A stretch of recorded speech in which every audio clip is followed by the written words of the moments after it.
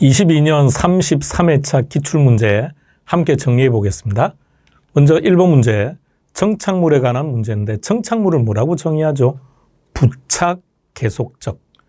이 두 가지 중에 한 가지 조건이라도 만족되지 않으면 정착물이 아닌 거죠. 3번을 보시겠습니까? 가식 중이거나 이식 중인 수목.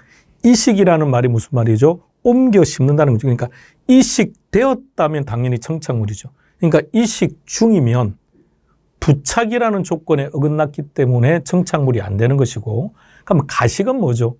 그러니까 A라는 위치에 지금 수목이 있는데 이 수목을 B라는 위치로 옮겨 심을 거라고요. 근데 지금 B라는 위치가 옮겨 심을 만한 조건이 안 되기 때문에 A에서 잠시 C라는 곳으로 옮겨뒀다가 다시 B라는 곳으로 옮길 거래요. 그럼 잠시 옮겨놓은 C, 그게 가식이죠. 잠시 가짜로 옮겨놓은 거라고요. 그럼 이것은 계속적 조건에 어긋난 거죠. 따라서 정착물이 아니다. 2번 문제로 들어가 보겠습니다. 부동산의 특성, 동그라미 1번 키가 뭘까요? 국지화. 국지화 그랬으니까 관련되는 토지의 특성은 부동성인데 안 보이죠. 대신에 위치가 고정되어 있다 그랬으니까 정확합니다. 동그라미 2번은 부동산의 특성보다는 이거 복합 개념이죠. 복합 개념은 유형, 무형. 유형은 기술적, 무형은 경제, 법률. 기억나십니까?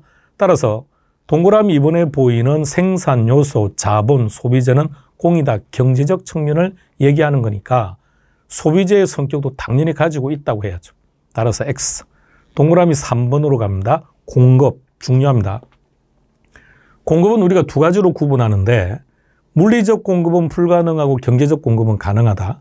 그런데 물리적 공급이 안 되는 것은 부정성이고 경제적 공급이 가능한 것은 용도의 다양성 때문인데 동그라미 3번은 전체적으로 다 틀려버렸죠. 그럼 일단 동그라미 3번을 제일 마지막 공급을 늘릴 수 없다에 포커스를 맞춰서 가볼게요. 그렇다면 부정성 때문일 것이고, 그래서 공급이 안 된다는 것은 물리적 공급이 안 된다는 거죠. 동그라미 4번의 키는 완전 비탄력적이다. 그래프 형태는 수직. 관련되는 토지의 특성은 부정성. 정확합니다. 그런데 부정성이라는 것은 공급할 수 없다는 거죠. 근데 이걸 단기와 장기로 언급을 해버렸습니다. 자, 단기와 장기를 구분하는 가장 간단한 방법은 단기는 공급이 불변이지만 장기는 공급이 변하는 거죠. 따라 장기가 없어져야 맞습니다.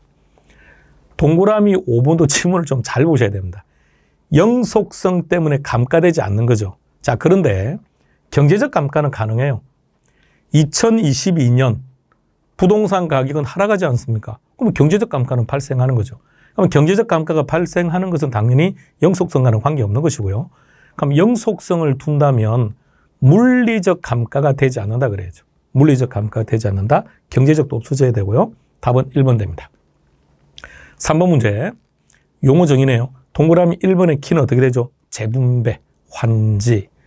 동그라미 2번은 경사진 부분이라고 했네요. 뭐라고 합니까? 법지. 3번은 고압선 아래에 있는 토지니까 선화지. 동그라미 4번은 키가 바다와 육지 사이죠. 뭐라고 표현합니까? 빈지죠. 빈지. 동그라미 5번은 공사비에 충당되었습니다. 그랬으니까 채비지. 답은 4번 됩니다. 4번 문제. 자, 이 문제의 포인트는 기역입니다. 자, 기역인데 문제를 잘 보셔야 돼요. 신규 주택 시장이라고 전제했습니다. 그러면 신규 주택, 그러니까 건설회사가 아파트를 신축을 할까 말까 고민이래요. 근데 기역, 가격이 하락할 것이라고 생각하면 지금 신축하기 곤란하죠. 공급 감소. 업체 수가 감소했으니까 공급 감소. 건설용 토지 가격이 하락했다는 말은 생산비가 감소했죠. 공급 증가. 보조금이 축소되었으니까 공급 감소. 원가를 절감했으니까 공급은 증가. 따라서 문제가 공급 감소 요인을 찾으라 그랬으니까 답은 4번 됩니다. 5번 문제로 갑니다. 탄력성 계산 문제. 탄력성 계산 문제는 문제 속에 탄력성이 있다 그죠? 무조건 그림을 그리는 겁니다. 가격 탄력성 0.5. 그 다음에 교차 탄력성이 보이네요. 0.3. 그리고 또 뭐가 있습니까? 무슨 탄력, 소득 탄력성을 구하라는 게 문제다. 그죠? 자, 그림은 다 그렸습니다. 자, 그 다음에 그런데 넷째 줄을 보니까 전체 수요량이 1% 변했답니다. 그렇다면 교차 탄력성 얼마인지 한번 소득이 교차 탄력성 크기가 어떻게 되는지를 구하는 겁니다. 근데 주어진 자료를 보시면 셋째 줄에 오피스 가격, 소득, 아파트 가격 전부 다 5%씩 상승. 그러니까 분모가 전부 다 5%씩 상승했대요. 그럼 하나씩 정리하면 되겠네요. 올라갑시다. 올라가면 2.5% 감소. 그 다음에 곱합니다. 3호 1.5% 증가. 그리고 보세요. 2.5% 감소에 1.5% 증가면 1% 감소죠.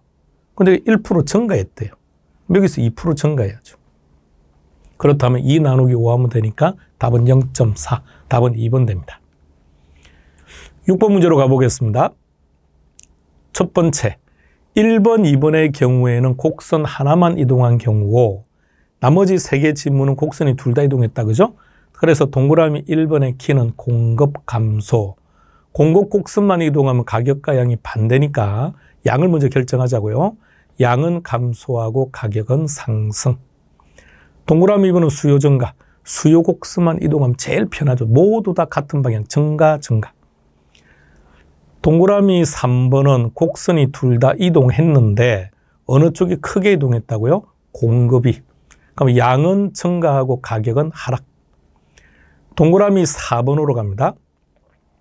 수요 감소폭이 공급 감소폭보다 더 크답니다. 뭘 선택할 겁니까? 수요 감소. 그러니까 모두 다 감소니까 가격은 하락하고 양은 감소한다. 정확합니다. 동그라미 5번은 뭘 선택한 거죠? 수요 증가. 그러니까 모두 다 증가라고 해야죠. 따라서 답은 4번. 7번 문제로 가겠습니다. 옳은 걸 찾아라 그랬습니다. 동그라미 1번. 가격이 지속적이라 그랬죠? 하락한다. 그러면 하향시장이겠죠. 동그라미 2번.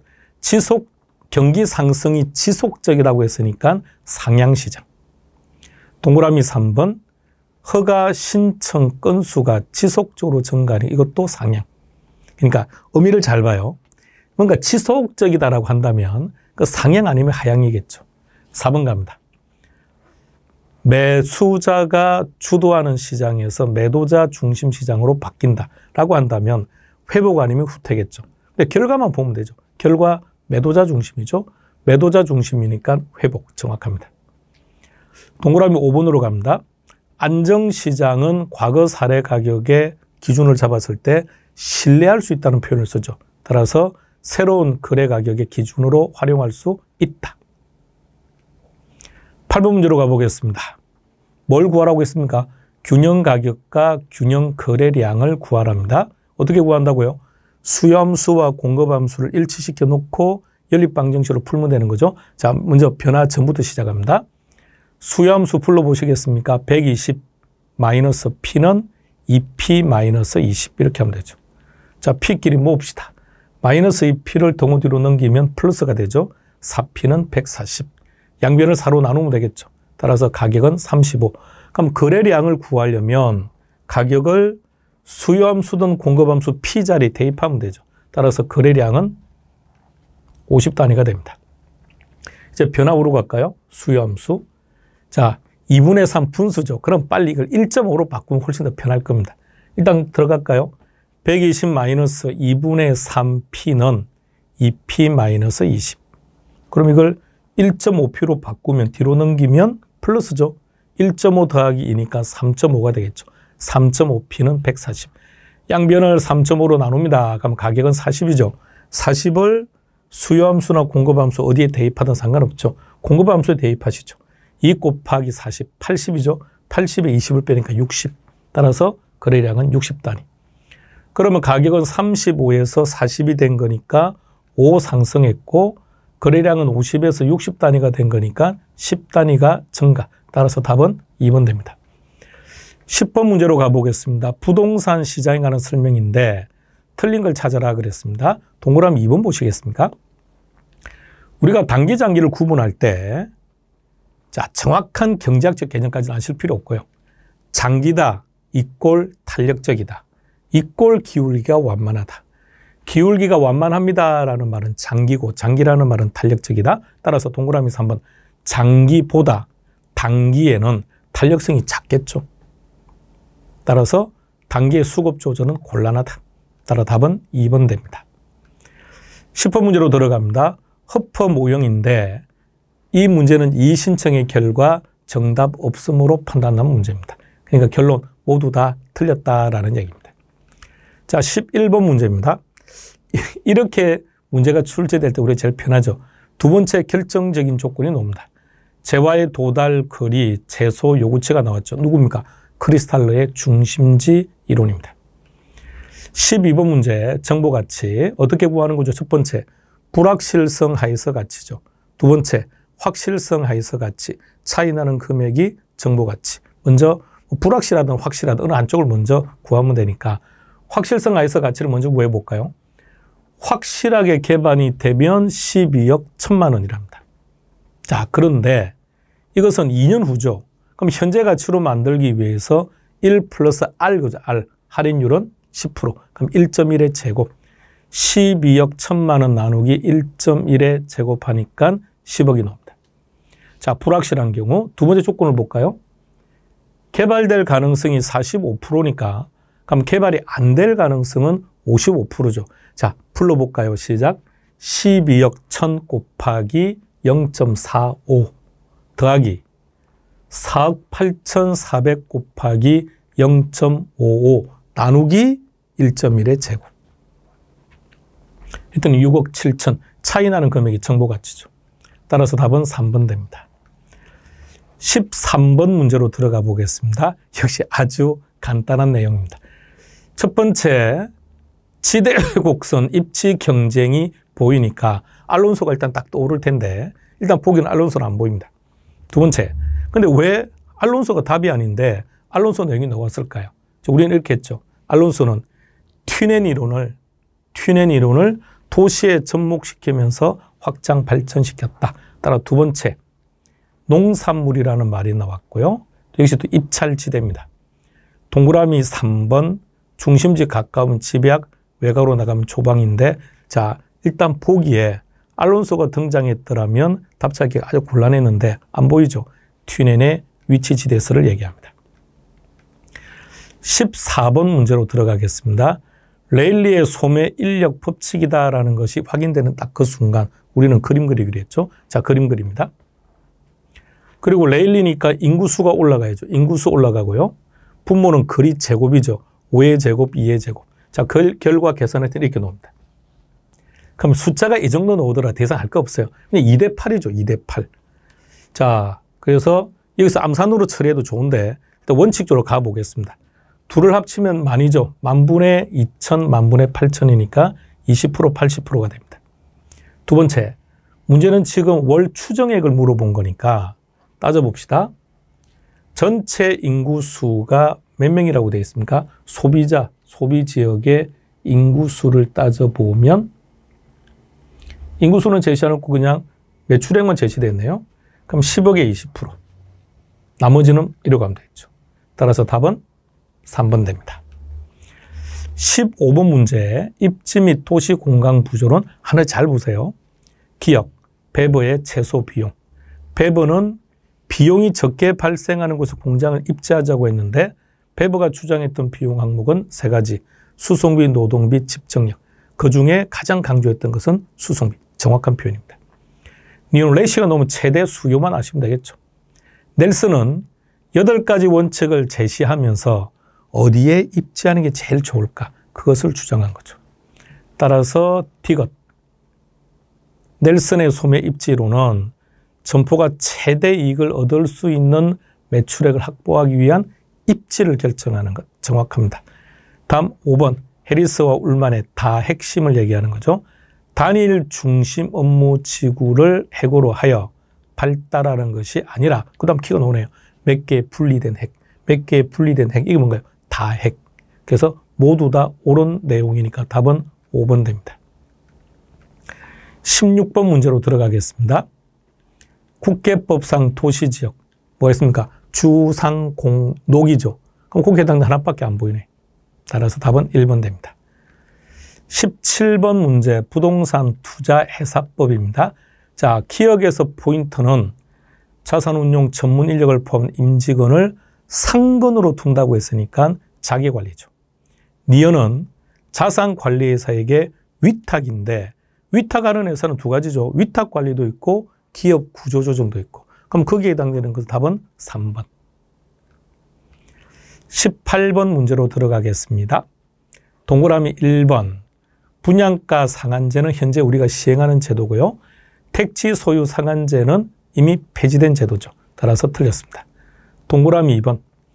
토지 비축 제도와 부동산 가격 공시 제도가 간접적이다. 간접적 개입 열감다. 조세부터 갈까요? 시작. 조세, 금융, 보조금, 부담금, 정보. 이 정보에 해당되는 것이 첫 번째 등기나 취득 제도 그리고 부동산 가격 공시 제도죠. 그러니까 부동산 가격 공시 제도는 간접이 맞는데 토지 은행 제도는 직접이니까 틀렸습니다. 동그라미 3번. 이걸 우리가 어떻게 알겠습니까? 그죠? 자, 근데 개발 부담금은 90년도에 시작된 거고요. 재건축 부담금은 2006년입니다. 따라서 답은 3번 됩니다. 자, 4번으로 갈까요? PI 비율. 자, 이것은 PIR 또는 PY 비율이라고 말해요. 소득 대비 가격이 차지하는 비중입니다. 이 비율이 낮은 게 좋겠죠. 따라서 개인의 주택 지불 능력을 나타내는 것이고 그 값이 크다는 얘기는 주택 구입이 어렵다라는 얘기입니다. 따라서 그 부분 때문에 틀렸겠네요. 동그라미 5번으로 갑니다. 부동산 실명제의 근거는 자, 제목 볼까요? 제목이 엄청 깁니다. 따라서 답은 3번 됩니다. 19번 문제로 들어가겠습니다. 부동산 조세에서 옳은 걸 찾아라 그랬습니다. 기억. 양도세나 부가세, 국세 정확하네요. 취득세나 등록면허세는 지방세고요. 디귿. 상속세는 취득 단계에 부과되는 게 맞는데 재산세는 보유 단계에 부과되는 거죠. 그래서 틀렸습니다. 리얼. 증여세, 종부세는 부동산 보유 단계, 증여세는 취득 단계죠. 따라서 옳은 것을 물었으니까 답은 2번 됩니다. 20번 문제로 가겠습니다. 첫 번째 조건을 보면 4층인 한 개 동의 건축물이 있다.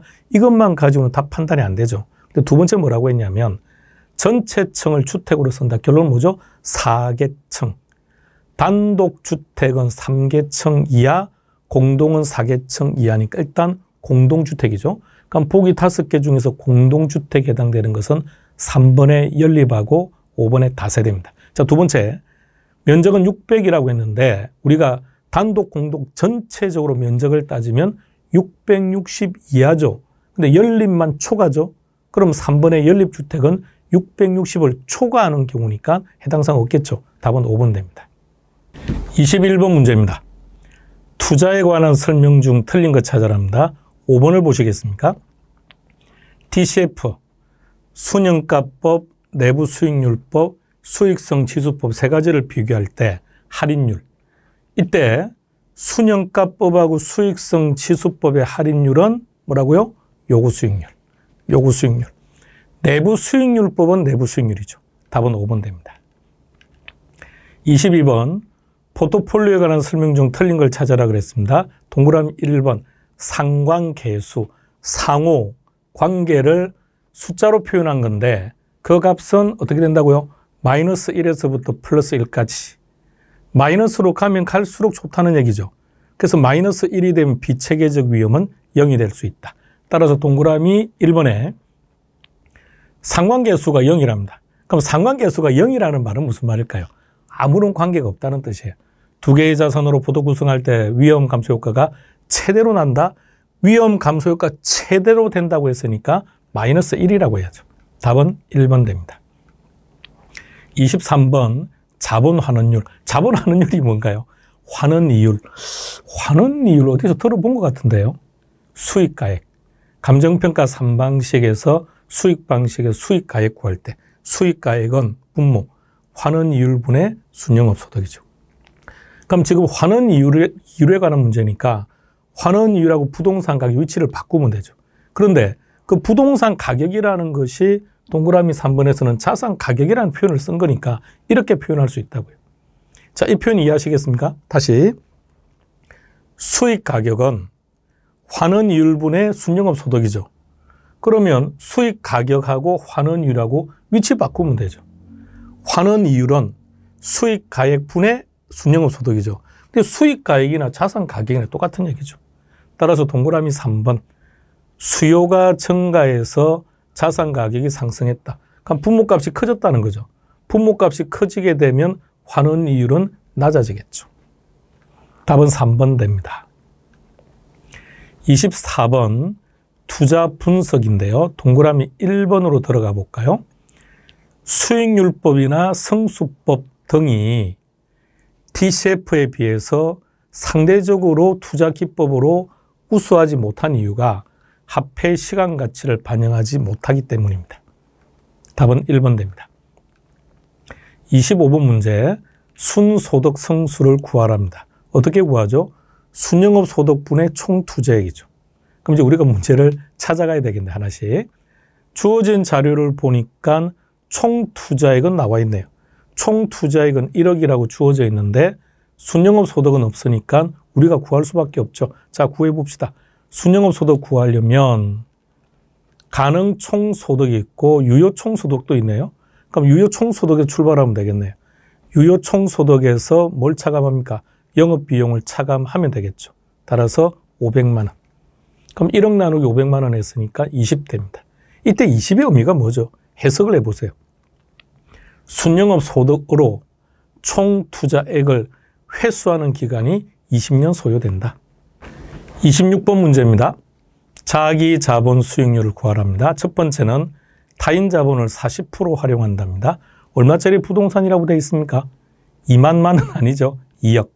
참 불편하게 쓴다, 그죠? 자, 2억. 그럼 2억의 40%니까 8천이죠.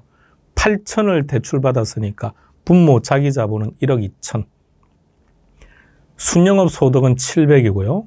부동산 가격이 상승했답니다. 3%. 2억에 3%니까 600만 원 되겠네요. 마이너스 부채 8천 썼고 이자는 5%. 계산했더니 7.5%입니다. 두 번째는 부채 사용 안 한답니다. 100% 자기 자본. 그럼 100% 자기 자본이니까 분모 자기 자본은 2억. 순영업 소득 700만 원에 부동산 가격이 3% 상승해서는 600. 그 결과 자기 자본 수익률은 6.5%. 답은 4번 됩니다. 27번 문제입니다. 자, 부동산 금융 틀린 거 찾아라. 동그라미 1번. 순간 잘못 보면 그냥 함정에 빠져버립니다. 주어진 조건이 뭐라고 되어 있습니까? 금융 확대, 금리 인하, 규제 완화. 그럼 전반적으로 부동산 수요가 증가하는 거죠. 그러니까 부동산 수요가 증가하니까 가격은 상승하는 거 맞아요. 근데 표현을 잘 봐요. 가격이 급격히 하락하는 것을 대처할 때, 그 대처라는 말을 쓴 거니까 대처할 때 이런 정책을 쓴다는 얘기죠. 28번입니다. 주택연금의 보정기간. 자, 무슨 말인지 몰라도 우리가 금융에서 한 것은 HF밖에 없죠. 한국주택금융공사입니다. 29번 문제입니다. 문제는 대출 잔액을 구하라 그랬습니다. 근데 지금 주어진 자료에 보면 월별 원리금 지급액이 54만 원이죠. 그 54만 원은 어떻게 나왔느냐. 문제가 원리금 균등이니까 저당 상수 사용하면 되겠죠. 저당 대부액 곱하기 저당 상수는 저당 지불액. 이렇게 해서 54만 원이 나온 겁니다. 그러니까 출제자가 54만 원 안 주면 우리가 이렇게 계산을 해야 된다는 얘기입니다. 자, 들어가 볼까요? 그림을. 1억을 빌렸고 30년간 상환을 하기로 했는데 5년간은 상환을 했답니다. 나머지 25년간 상환을 못했다는 말이죠. 미상환액. 그런데 매월 얼마씩 상환한다는 겁니까? 54만 원씩 이렇게. 근데 알고 싶은 것이 5년 말의 가치죠. 그래서 미상환액을 구하려면 그림을 잘 보면 연금의 현재 가치를 이용해야죠. 그 주어진 자료, 연금의 현재 가치 개수를 찾아보니까 171.06이죠. 그럼 어떻게 하면 됩니까? 54만 원 곱하기 171.06을 곱하면 되겠죠. 그러면 답은 4번 됩니다. 30번 문제로 가보겠습니다. 문제가 뭘 물어본 겁니까? 기타 등등은 동일하다고 전제했을 때 가중 평균 상환 기간이, 그건 볼 필요 없죠. 그냥 상환 기간이 짧은 순서대로 배열하라 그럽니다. 그러면 원금을 제일 많이 원금을 빨리 상환하는 게 원금 균등, 그 다음에 원리금 균등, 그 다음에 디귿 만기 일시겠네요. 그럼 기억, 니은, 디귿. 답은 1번 됩니다. 31번. 자산 유동화에 관한 법령에서 틀린 것을 찾아라. 이 문제는 기출문제하고 100% 똑같이 나와버렸습니다. 답은 5번이죠. 동그라미 5번에 PF 자산담보부 기업어음이 아니라 자산담보부 증권입니다. 답은 5번 됩니다. 32번 문제로 갑니다. 공공임대주택에 해당되지 않는 것, 그러니까 지문들을 쭉 보면 공공이라는 단어가 들어가 있어서 공공은 헷갈리는데 4번을 보세요. 공공지원, 공공이 지원한 민간임대주택입니다. 이거는 민간임대주택이라는 법률에 규정되고 있습니다. 33번 부동산 마케팅, 동그라미 1번 시장 점유랍니다. 그럼 이것은 수요자가 아니라 공급자라고 해야죠. 따라 답은 1번. 34번 다음 관리 방식에 해당되는 방법이 뭐냐? 이것도 점수 주겠다는 거죠. 첫 번째, 전문성, 효율성, 끝 답 나왔네요. 바로 뭐랍니까? 위탁관리. 35번 문제로 가겠습니다. 감가수정에 대한 설명조 옳은 거 찾아라 그랬습니다. 그냥 편안하게 보세요. 기억. 감가수정은 경제적 감가와 물리적 감가, 경제적 내용유수, 물리적 내용유수 중에서 감가수정, 감정평가는 가격 구하는 거죠. 외형상 어떻게 갖추어져 있느냐가 중요한 것이 아니라 경제적 가치를 구하는 거니까 경제적 내용유수를 의미합니다. 따라서 기억은 X. 니은으로 들어가 보겠습니다. 대상 물건에 대한 재조달원가를 감행할 때는 모든 감가 요인들을 다 고려합니다. 정확합니다. 다음 T것 감가수정 방법은 크게 내용윤수법하고 관찰감가법이 있습니다. 그리고 분해법이라는 것도 있고요. 내용윤수법에는 정액법, 정률법, 상환기금법이 있습니다. 그럼 리얼도 정확하네요. 미음, 정률, 단어 그대로 정률, 상각률이 똑같다는 얘기입니다. 따라서 일정한 감가율을 곱한다. 그래서 정률이라는 말이죠. 나머지는 다 맞겠네요. 따라서 답은 4번 됩니다. 36번 문제로 들어가겠습니다. 감칙, 시장가치 기준에 대한 설명 중 틀린 걸 찾아라 그랬습니다. 4번 보시겠습니까? 감정평가 의뢰인이 요청을 했답니다. 그럴 때는 시장가치 외의 가치를 기준으로 한다 그랬죠. 따라서 답은 4번 됩니다. 37번 문제입니다. 뭘 구하라고 했습니까? 수익가액. 어떻게 구하면 되죠? 환원이율분의 순영업소득이죠. 자, 하나씩 구해봅시다. 순영업소득. 가능이 4,400이네요. 4,400에 공실이 10% 했으니까 4,400 곱하기 0.9 하면 유효가 나오죠. 경비를 빼면 되는데 가능이 2.5%랍니다. 그럼 4,400 곱하기 2.5로 하니까 110만 원 나오죠. 110만 원 차감해서 순영업 소득을 구했습니다. 두 번째, 환원이율. 물리적 투자결합법이네요. 토지 환원이율은 5%, 건물은 10%인데 각각 비율이 6대 4네요. 그러면 토지부터 가볼까요? 5 곱하기 0.6 더하기 건물 10 곱하기 0.4 하면 됩니다. 7%. 따라서 답은 3번 됩니다. 38번 문제. 부동산 가격 공시에 관한 법령. 옳은 거 찾아랍니다. 동그라미 1번. 표준지 공시지가니까 국장 정확합니다.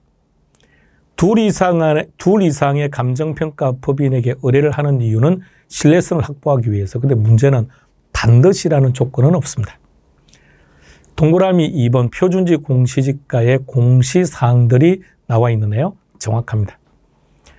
동그라미 3번으로 가보겠습니다. 자, 표준주택이죠. 표준주택. 그랬으니까 시군구 부동산 가격 공시위원회가 아니라 중앙부동산가격공시위원회에 심의를 거친다. 동그라미 4번 표준주택이죠. 주택은 한국감정원에 의뢰합니다. 평가법인하고는 관계없죠. 동그라미 5번으로 갈까요? 기준이라는 말은 표준은 개별의 기준이죠. 그런데 표준 공동주택 이런 말 없죠. 공동주택에는 이런 표현이 없죠. 따라서 답은 2번 됩니다. 39번 문제. 비중가액을 구하라 그랬습니다. 자, 거래사례비교법이죠. 거래사례비교법일 때는 무조건 사례가액을 찾는다. 사례가액이 8억이죠. 그럼 8억에서부터 출발합니다. 자, 그리고 하나씩 이제 보정하면 되는 거죠. 자, 면적을 따져보시고요. 면적. 면적이 대상은 150인데 사례는 200이라고 되어 있네요. 그러면 알고 싶은 게 150이 올라가야죠. 200분의 150. 그 다음에 조건들을 쭉 내려가니까 부정치가 0.9라고 되어 있네. 곱하기 0.9. 그 다음 주거지역이 5% 상승했답니다. 현재 지금 일반 주거지역이니까 상업지역은 필요 없죠. 5% 상승했으니까 100분의 105 곱하기 1.05.